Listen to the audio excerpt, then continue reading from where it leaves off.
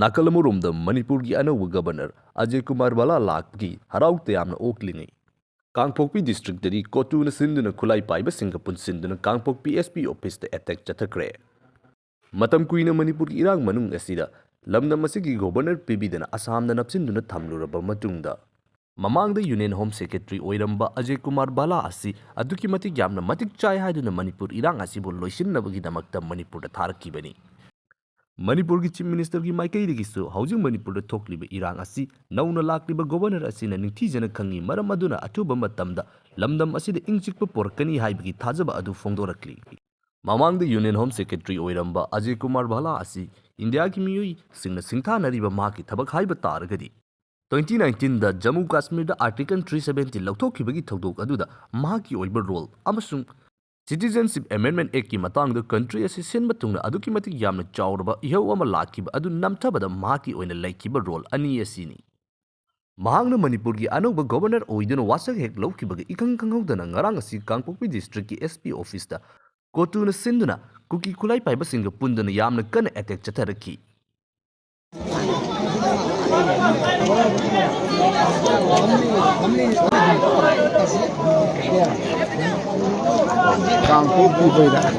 Ningtizana train tawraba kotu amasung kuki su group ki oiba nupi singna thoraktuna central forcing thachinduna thamlaba matungda Kangpokpi SP office da akan mama ong the attack chathaki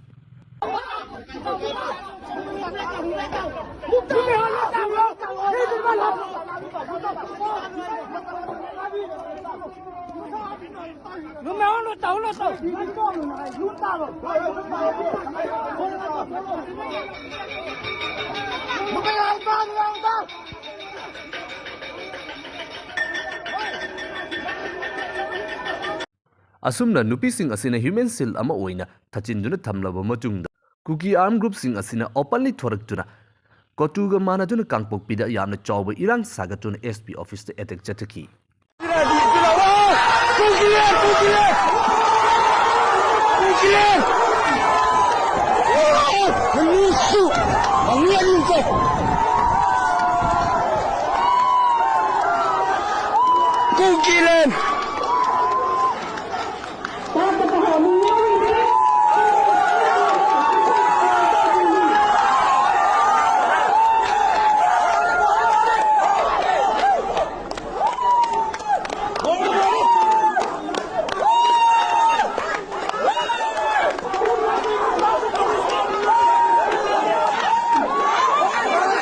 Tataragliba attack adu the Kangpokpi police singu koitan tanduna attack chathaba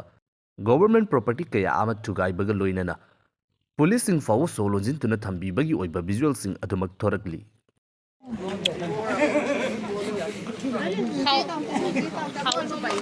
Ki boy leo email wang sa lo du he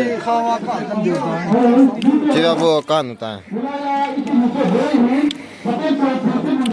Vevin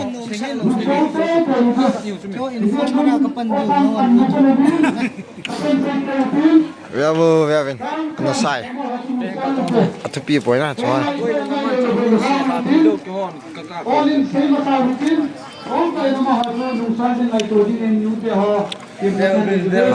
Hajugovi Myong Omna lai Asumna ahenba backup oina irang nimtanabagi damakta lakba Central Security Forcing su nupi sing toktuna thanalaba matungda Kangpokpi SP office asida nung lingli masjid amasung mai sakpa yaba palam kaya ama sijinnaduna yamna kana attack chathaki Vevin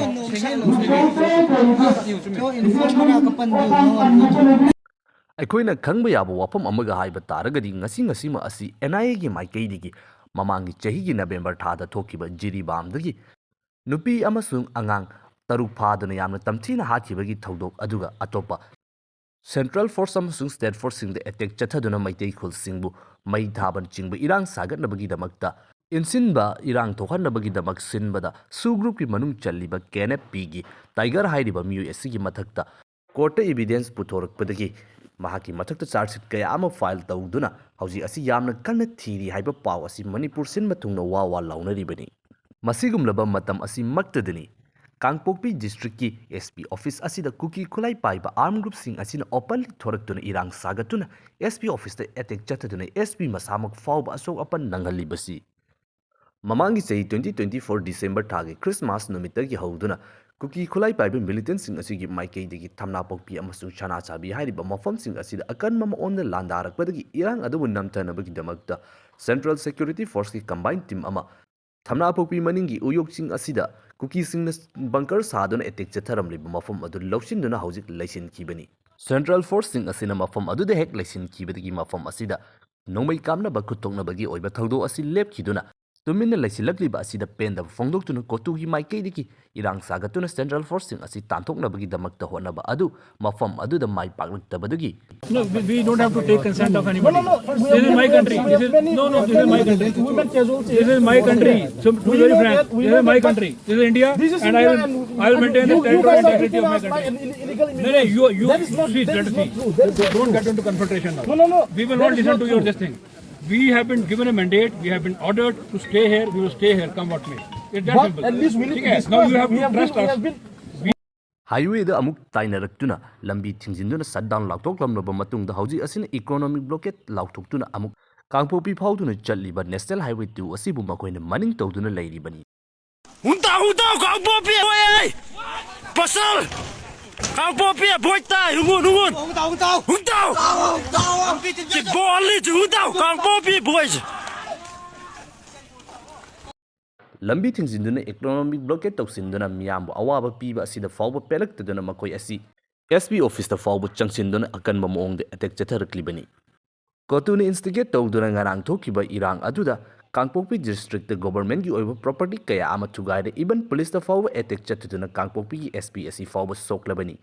Maramasina ngarangi thawdo aduda cheneriba maruoina thawdo adubu silliba kotu amasung phongna khulai paiduna thorakliba kuki armed group sing asigi mathakta lengaki maikeidagi kari action lokhat kadoribage haiba wahang asini